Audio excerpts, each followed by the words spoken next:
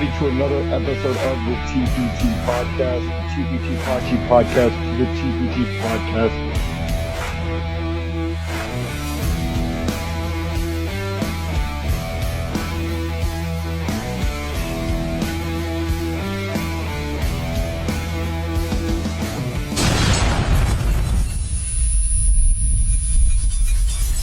To another episode of the TPT Podcast. This week, we got a big game in the Buffalo Bills in Kansas City. Of course, alongside with me, as always, Zach. Zach, what is happening? Not much, man. Just got back from hooping, you know what I'm saying? Give all them YMCA old heads buckets.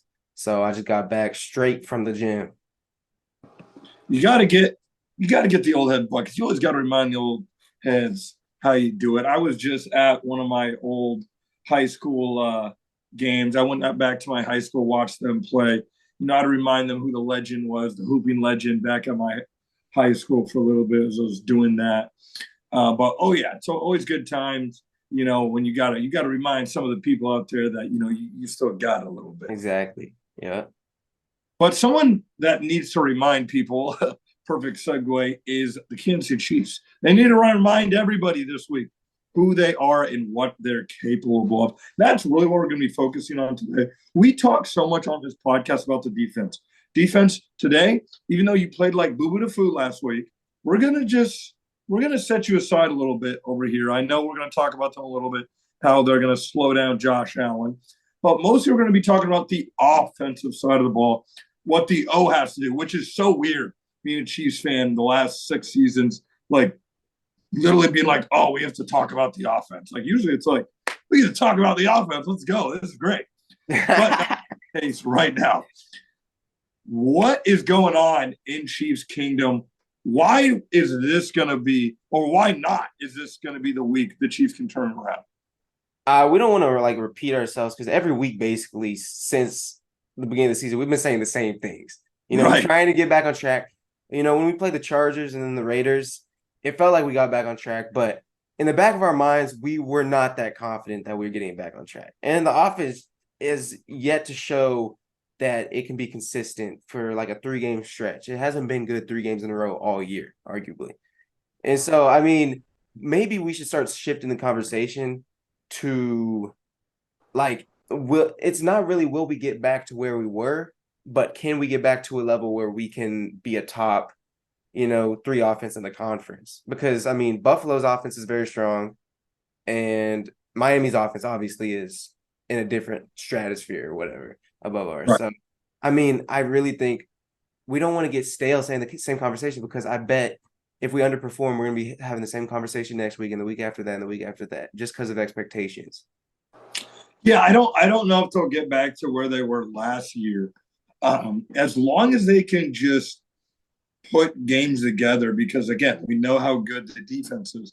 So as long as they can put games together, last week I thought they did a better job, and then all of a sudden, the fourth quarter, it was just like, no, we're good. Like we're good. Yeah. We're gonna score on every drive except for these last 3, and we're gonna completely fall apart. It kind of felt like, okay, like yeah, even though we're getting in the red zone, but field goal, touchdown. Like it felt like, okay, like maybe the offense is really starting to play better. And the formula's kind of been better. Run the ball, get the ball to Rice and get the ball to Kelsey.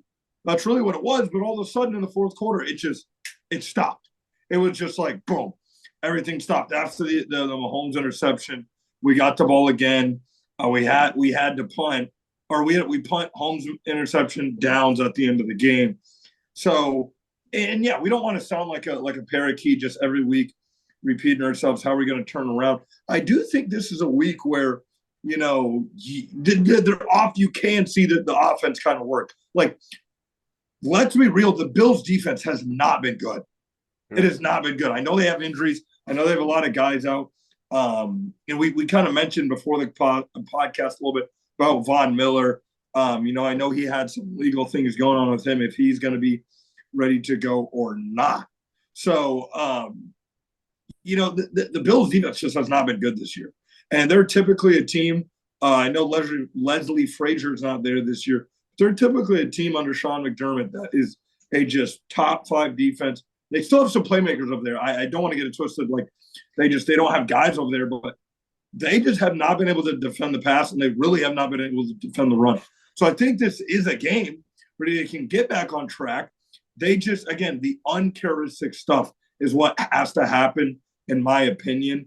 It's just a consistency where you're running the ball with Pacheco or you're getting the ball to Rice, and then the team kind of, I want to say game plans, or the team kind of adjusts. And I feel like at times Andy Reid is not even adjusting.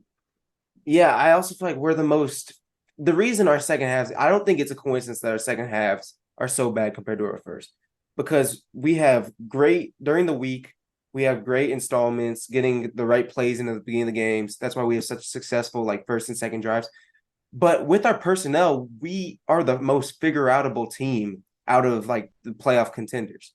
Everyone else has dynamic playmakers. Like the 49ers have all their guys. The Bills have Diggs, and then James Cook is dynamic, and they have Kincaid. And they have Gabe Davis, who's good for a few big plays every game. We just are so figure-outable because there's one guy you have to worry about. And if there's only one guy, you figure out what they have him doing that game, and then you just, you know what I'm saying, just do anything to cover him. Yeah, you focus on that. Yeah, and I feel like we've always kind of had that issue with second halves were slower. Like we're known for comebacks, but it's not really second half comebacks. We're known for like second quarter, we start slow and then we kill in the second half or in the second quarter. But even back when our offense was like electric, our first halves were better than our second halves. Mm-hmm. Like we are just, this team, the offense in the second half is very concerning because in the playoffs you can't win games by not scoring in the second half. Even if we just need 2 touchdowns, but I don't even know if we can get that at this point. Yeah, and it's crazy how you go from Chiefs team in the past, like you knew if you were down by 10 or you were down the whole game, like eventually in fourth quarter, you were going to have a game-changing play from Mahomes. It was like someone's going to make a big play. We're okay.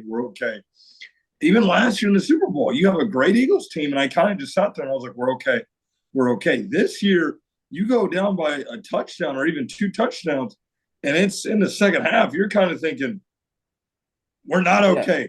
Yeah. Like and it's almost like not that you kind of need a miracle, but it's like you better have a game-changing play where it's a pick six, a fumble. You can't just have it where they're punting and then we go score, because right now we're even when we get the punts, it's kind of like, all right, like please someone catch the ball, please Pacheco break for 30 yards right here, and please if we get in the red zone, nobody have a holding call or a false start, please.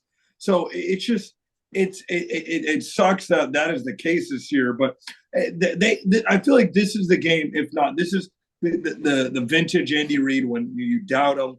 You're kind of down on the Chiefs, all week. You kind of sit there and you're like, the Chiefs don't got it. Chiefs don't got it. And this is the type of game. This is the perfect type of game to do it, because I know the Bills, and again, a lot of people might be thinking, yeah, you guys are talking to the Bills like they're one of the better teams in the AFC. They're still the Bills. Yeah. They still have playmakers on offense. I know they don't have a lot of playmakers left on defense, but they still have playmakers left on offense. Yeah, there's a reason we want them to miss the playoffs. If they were not the Bills anymore, we would be like whatever, they're 6-6, but we are rooting for them to lose every game because they're still dangerous. 100%. And we keep talking about this off and on the pod, is like Cincinnati not there. Buffalo is not, like, potentially not going to be there. There's no one as a Chiefs fan you can look at it. And again, it's not disrespect to Baltimore. They've been a very good team this year. But you're not looking at Baltimore like you're not looking at Baltimore like you do Buffalo. You're not looking at Baltimore like you do Cincinnati, because you've seen those teams get the Chiefs. And I get it. You've seen Lamar Jackson beat Patrick Mahomes one time. But again, off of a fluke fumble from Clyde a couple of years ago, and the Chiefs were kind of up and down that year. But you've seen these guys go toe-to-toe when the Chiefs at their best. You've seen them. They've been right there with the Chiefs at their best. So, and they beat the Chiefs at their best. But right now, again, I do feel like this is the week where you can have, Andy Reid just at his best, because I feel like he sees the importance of, especially another AFC loss, what that could do to them. I mean, potentially not even having a home, a home playoff game after the wild card. You don't want that. You want at least two home playoff games. And the one seed is so important. The one seed is so important. If you win this game, you're right back in the thick of things for the one seed. Go look at the Ravens schedule. Go look at the Ravens schedule. They got the Rams coming up. Then they go play the 49ers. Then they go play the Dolphins. So they still have some teams on there. I know we talked about the Chiefs, trying to win out. But we have just more likely to win out compared to a team like Baltimore, even compared to a team like Miami. And obviously, if we end up winning the same games as Miami, we would have the tiebreaker.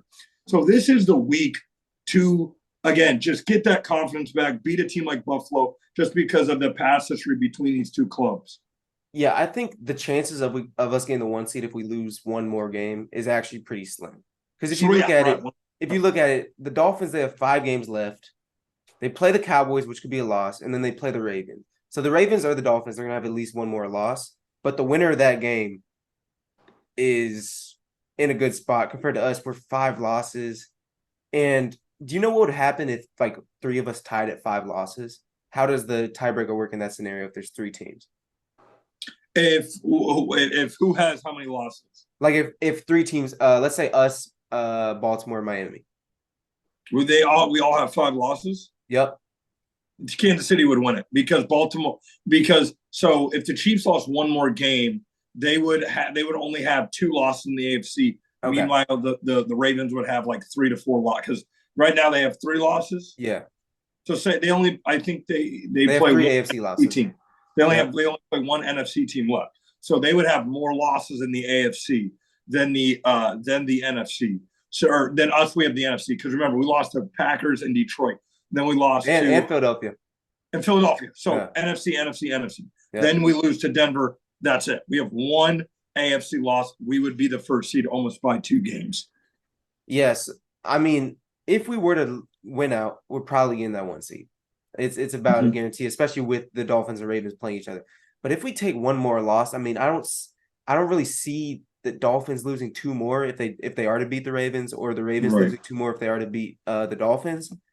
And so, but really, at this point, we can't even be thinking about the 1 seed. We have to get our play together because whether we're the 1 seed, 2 seed, 3 seed, if we don't get our play together, we're not going to win 2 playoff games, 3 playoff games. And that starts versus the Bills, and that kind of leads us to our first kind of question here is like, how do you attack this Buffalo Bills team, a team that likes to blitz a lot? And in the past, like when we see a team blitz, we're going like this. Like we're like Patrick Mahomes about to dice them. Like he's about to have a day versus a team that just loves to blitz. And this Bills team right now, that's kind of just had to be their bread and butter just because the backside of their defense have not been great. So how do you attack this Buffalo Bills team? I mean, we haven't been great against the blitz this year because Mahomes doesn't seem to trust those guys in their routes. You'll see we'll get blitz, and normally Mahomes, he's quick out. You know what I'm saying? Straight to a Hardman or a Tyreek or anyone we had in the past, quick.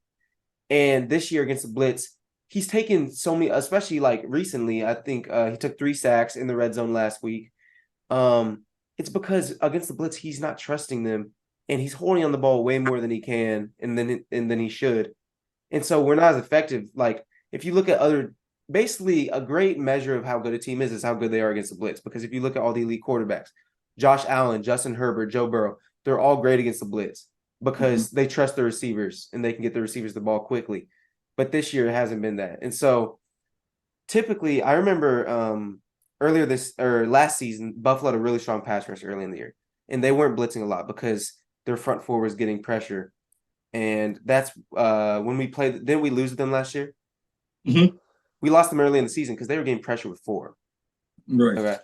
And against the Bills last year, they were so successful just rushing their 4 guys and getting great pressure. Von Miller killed us last year. And they also had a secondary back it up. This year with them blitzing more and having to send more guys at Mahomes, especially with Von Miller out, hopefully we'll be able to neutralize their blitz a little bit better. But I'm kind of worried about Wanye Morris being at left tackle if Donovan Smith isn't playing. because if you've watched him in the last 2 games when he's gotten reps, he's been so slow off the line. Like I remember that first pass rep he took against the I think it was against the Raiders. He got Yeah, beat almost immediately, and Creed snapped the ball, and like a half right. a second later, he's like the opposite of Jawan Taylor. Like he's going late, so late, and so hopefully, Donovan Smith is good to go. But otherwise, we're just gonna have to with McKinnon back. It's gonna be huge pass protecting.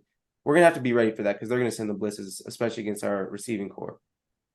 Yeah, and you had a great point. Like Mahomes is gonna have to like the thing that sucks is like as bad at times as Jawan Taylor can be with the holding. And again, he's not giving up a lot of sacks. Like and people may say, well, look, he's actually Jawan Taylor and Donovan Smith has given up the least sacks on all tackles in the NFL. It's like, well, yes, but that's also because he leads the league in penalties. He has the most false starts and he has the most holding calls in the NFL. And So, Mahomes dodged the most sacks. huh? And Mahomes dodges the most sacks. So it's all Yeah, that together. correct. And you have a guy with Mahomes who, again, is able to make guys miss, or he's been running a lot more this year. So, again, yeah, Mahomes is not going to be sacked. But even when Mahomes is, I think they showed a stat the other night, and Mahomes has the most time to throw, or Jawan Taylor's giving him the most time to throw.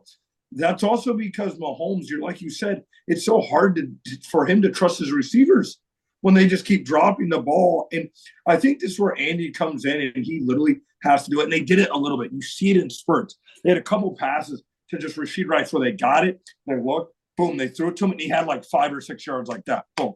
And then they ran it 2 yards. They ran it again. Boom, first down. That's kind of what their offense has to be. And then just again, because they did a good job of that versus Green Bay. They did it where it was boom, boom, boom down the field, slow down the field.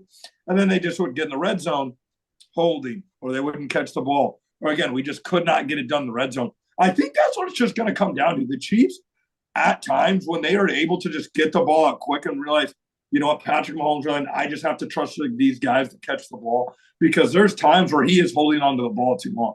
The slow, just long developing plays, just looking for guys to get open instead of just that immediate just check down right away, instead of that big home run.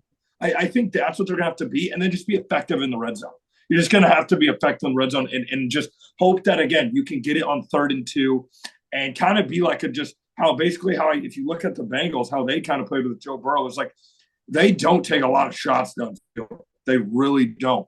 All they do is get in 2nd and short or 3rd and short, and they just, again, they're effective there. They can get the ball quick, and they love to get the ball quick. I think that's where this offense just has to develop. It's just an offense where they just love to get the ball up quick, and they just are able to just have these short intermediate routes, not these long intermediate routes. They just get these short intermediate routes to playmakers that can make guys miss. Because Richie James, Rashid Rice, like we've seen it. Like even McCole Hardman, like we've seen it. These guys can make people miss. Kadarius Toney can make people miss. Get these guys the ball in open space, and I think they'll be more effective versus this Buffalo Bills team. Because remember, Matt Milano not out there. Like a lot of these guys that are just quick and just to the ball for the Bills will just not be out there. Yeah, I'm so glad you brought up Richie James, because I might be delusional in saying this. Okay. But Richie James last year had 600 yards with Daniel Jones and only 4 starts. Yeah. Okay. I mean, no, he played more than 4 games, but in only 4 being a top 3 receiver on their depth chart. Okay. 600 yards. No one on this team other than Rice and Kelsey is sniffing 600 yards this year. And that was with Daniel Jones in that. I mean, they made the playoffs last year, but their passing offense was nothing really. And so hopefully we have something with James where he can actually get open and open up some of the offense. We also brought up the fact that Mahomes is holding the ball too long, and he is, but I mean, if you watch, the tape, just no one's getting open off the line. And Correct. so he's holding it too long, but nothing's going to come out of that play if he doesn't, because he's either going to run for it or the play's going to break down. He's going to find someone, because we just don't have the route runners, and they're all inexperienced. We have some talent. Tony's talented. Rice is talented. Richie James has proven that he can, get open to a certain extent. But we just it's a lot of inexperience, and that's what I don't understand this season is like. And you're absolutely right. Like let's address that. Like there's times where it's like when the guys are open, I think Mahomes just is like like you're kind of far enough where like you've dropped 7 in a row that deep. So it's like he's kind of looking and he's hesitating. And then when they are like, when guys are like, he has to throw the ball, guys are just like, oh, well, like I'm just gonna stop playing backyard football and I'm just gonna just stand. Oh, you're not passing. Okay, I'm not open. Like I remember before the season starts, it's like we just got Rashid Rice who had 600 yards. We just had MVS who just lit up the Bengals and the Eagles and just everyone in the playoffs. Like he just came along late in the season. Sky Moore looked great late season. Like all of these guys look great. Like this is the deepest. Like I remember, everyone was saying this is the deepest we've been at receiver in years. And just now it's just a complete opposite. Like, what is your truly thoughts on just what has happened? Yeah, well, why were we were talking about depth because we didn't have depth last year. We had Marcus Kemp playing in the AFC Championship game. But what is depth going to do when you only play 2 or 3 receivers at a time and there's no one that stands out? Depth is doing nothing. Depth is like, okay, we'll have one of the worst receiving cores in the league, but at least we'll have guys of the same skill to replace our guys so they don't get tired. That's not how you build an offense.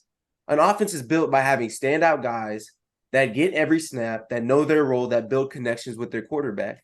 So having 7 guys, and we even had Smith Marset, who they wish could have made the roster. That would have been 8 guys that are all very similar in skill level that don't have a role because, and especially, I mean, we have a bunch of slot guys. You think Rashid Rice is a slot guy, and he's playing slot for us, but really at heart, Sky Moore is a slot guy. Kadarius Toney will probably be most effective in the slot. Like we just have we have a deep room of bad slot guys. And so it's like, that was never the move going into the season. I was fooled too. I was excited. I played a Madden franchise and I was dishing the ball to everyone. Everyone had like 500 yards on the year and I was doing auto subs and all that. But it's like, that's not how you run a good NFL offense. And hopefully we've learned for next year. Yeah. And the funny thing is, I don't think any of us had the expectation of even a Rashid Rice being as good as he's been. Like I didn't think we'd be sitting here saying, yeah, we'll have our rookie receiver have probably over 600 yards on the season, plus Kelsey being a 1,000-yard season. And Sky Moore, I mean, Skyler. I had such is his name Skyler? Yeah, yes. I had such high hopes for you. His name is I Like Dropping Passes. I had such high hopes for you. And you just let me down. I mean, and again, let's not be too negative here on the TPT podcast. We do have a game here on Sunday, which I do. Again, I do not want the TPTers to sit here and think like, oh, well, you guys just think we're just going to get clapped by the Bills. Not at all. Not at all. Like, let's not forget, Steve Spagnuolo has done a fairly good job of shutting down, or not, excuse me. Steve Spagnuolo has shut down Stephon Diggs. If you guys want to go check out this bets, I should have put this. I should have told the guys to take this on bet. But whatever Stephon Diggs is for yards over, take the under. Yep, 100%. Take the under. Now, Gabe Davis may want to take the over because for some reason we'll shut with maybe not this year because damn the way our corner's been playing. So whatever Diggs is for the over, take the under, guys. Because go look at the last couple of times Stephon Diggs played the Chiefs. He hasn't had more than 50 yards. Yeah, he's been absolutely shut down. And I can promise you, they're going to take that first option away. The guy that has killed us surprisingly, and it's been really weird, is a Dawson Knox. Dawson Knox, for whatever reason, has killed us. Obviously, Gabe Davis, the last time we played him, he had a great game versus us. But I think the guy that really have to look at is the tight end position. You have there are 2 tight ends there, Dawson Knox, and then their rookie tight end is his name. Dalton Kincaid. He's a good tight end. They have him out there. And look, and I think where Steve Spagnuolo is going to come in is Josh Allen. I think he's going to do a very good job of shutting down those little runs from Josh Allen. And they've done a good job of forcing kind of fumbles from Josh Allen, from making him kind of make decisions, holding him up. And he kind of tries to make those decisions, and he tends to cough up the ball sometimes. So this game, I'm not too concerned about the defense. I'm really not. Like, especially the way the defense has been playing. I know they just had a bad game. I don't really see them having back-to-back bad games. Yes, they have playmakers. And I'm not saying, like, again, there's a chance the Bills could score 24 points this game. the Chiefs maybe still come out on top. Just again, the way the Bills defense has been playing. It's back in Kansas City. They haven't played in Kansas City since that Monday night game, so it's been a little bit. So yeah, I do think that Kansas City Chiefs can get back on top. I'm not, like I said, I'm not too worried about just Josh Allen running all over us like he's done in the past on Steve Spagnuolo. I think Steve finally has his guys. And we talked about Drew. Is there any? Have you heard anything if Drew's going to be playing or if Nick Bolton's going to be back? I know Nick Bolton practiced on Wednesday. Did not practice today, but on Thursday as we record this. But neither did Drew. But do you think there's any possibility Drew is back out there? I mean, it's a concussion, so really, most people I think clear concussion protocol within the first week and get back. But it's different with everyone. I feel like Nick Bolton, with him having the full practice earlier this week and then not practicing today, either means it's a rest day, which is I'd say more likely, and it's more likely he's going to play, Right. or it's not there and he had to stop practicing. But I'd assume that at least one of them is back, because if Cochran's playing, I don't know about how we're stopping Josh Allen and Dalvin Cook's little brother. Yeah, and that's the thing is, and this is my main concern as we move a little bit more on the Chiefs defense is you have it where they have not been good on the run. They've not been good on the run this year, and they got to do a little bit better on the run. And James Cook, he's not gonna kill you, but he has the capability of picking up big yards. And again, Josh Allen, they got to be able to stop Josh Allen. They did a great job versus Hurts. Great job versus Hurts. Obviously, he had that touchdown in the red zone. But this is where the Chiefs really got to show that they're going to be able to get the sacks. So they have to be able to stop the run this week. I think that's going to be their biggest emphasis. I'm not concerned about Diggs. Like I said, they've been able to just shut down Diggs. Whatever Steve Spagnuolo has been able to do. I am curious on Mike Edwards kind of filling in for Brian Cook. He's more just a guy that is just a ball hog guy. He's not really a guy that's going to sit there and just like shift over and guard a receiver, guard a tight end. He's a little bit just more of a safety vet. So that'll be interesting too, who they put back there as well. But yeah, they got to be able to stop the run a little bit better.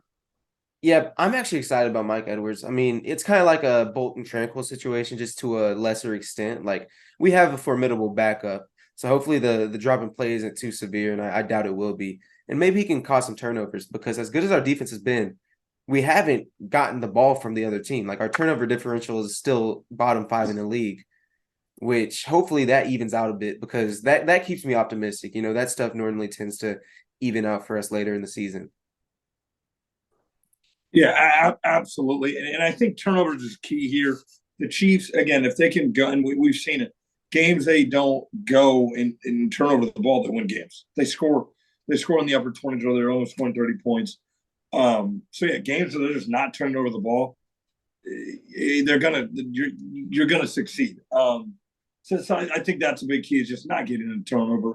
Pacheco is another guy I saw on the injury report. He's also questionable. I think that's a big factor. If you somehow don't have a guy like Pacheco playing in the game, that would be huge. You wouldn't have Jerick McKinnon. You would have to go with a guy like Clyde Edwards. That's where, again, the passing attack would have to be in full effect. But I think Pacheco will be ready to go by game time on Sunday. I just know he's been a little bit nicked up during the week.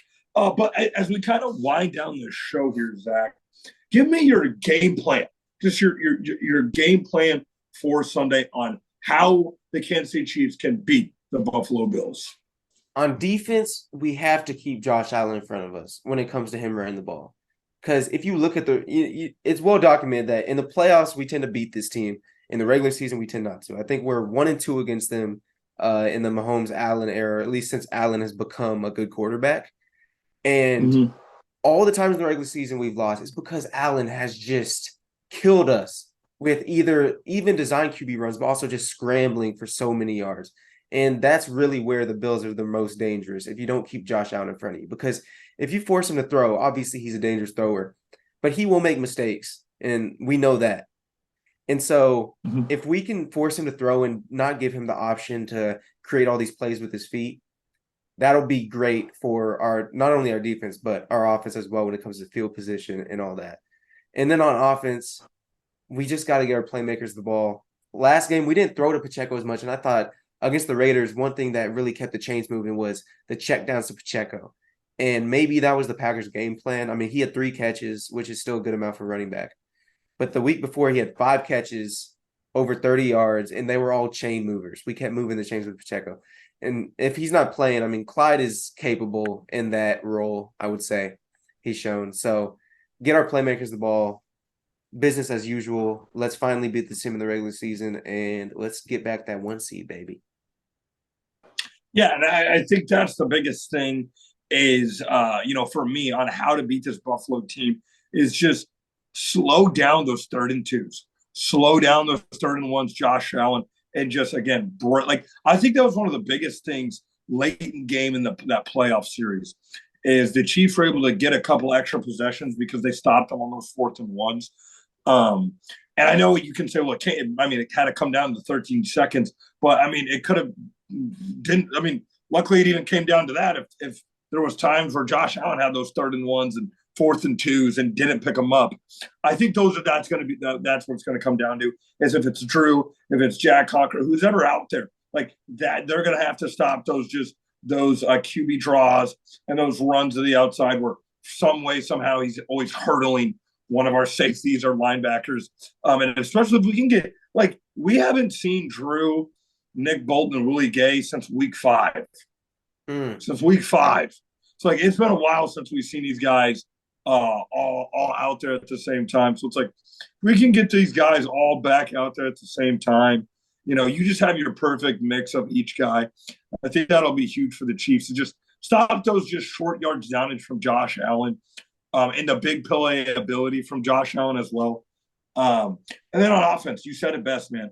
You nailed it right on the head. Is just get the ball to your playmakers. No more cute stuff, especially in the red zone. We almost had a interception because Mahomes did the shuffle pass. No more cute stuff, and that touchdown luckily led to a touchdown. But again, no more cute stuff. Run the ball with Pacheco if he's out there. Clyde, if he's out there, Clyde's got to have a good game. I thought he's done a good job of getting those little short yards downage plays, those little 3rd and 1s, 3rd and 3s, 3rd and 2s. But just keep it simple. Rice, Kelsey, Pacheco. That's it. Rice, Kelsey, Pacheco.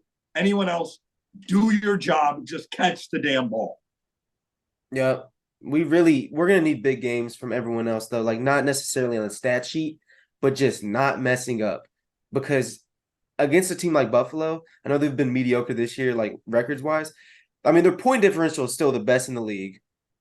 And they still have Josh Allen, so they're going to put up points. And so if everyone just does their job, I don't care if you have 2 catches for 15 yards. If it's 2 catches on 2 targets and one of them moved the chains, you did your job.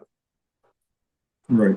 And I think that's the biggest thing is the biggest takeaway from this podcast today, guys, is if they can do their job on offense, we can get the ball to our playmakers. We'll be A-okay. This is a Bills team that is really good. They can put a game together. They can be dangerous.